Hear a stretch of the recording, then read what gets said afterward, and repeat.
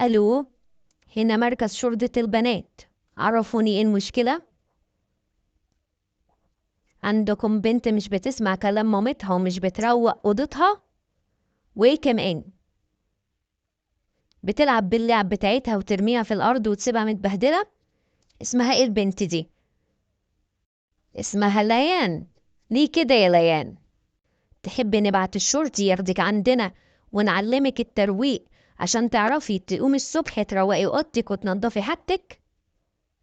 ايوه، احنا نقعد معاكي شرطيه تقعد تعلمك الترويق لحد ما تتعلمي تروقي اوضتك وحاجتك بنفسك. هتسمعي الكلام وهتروقي الاوضه بتاعتك؟ ولو ما سمعتيش الكلام ماما هتتصل بينا وهنبعتلك الشرطيه فورا. خلاص اتفقنا، دي اخر فرصه ليكي. مع السلامه.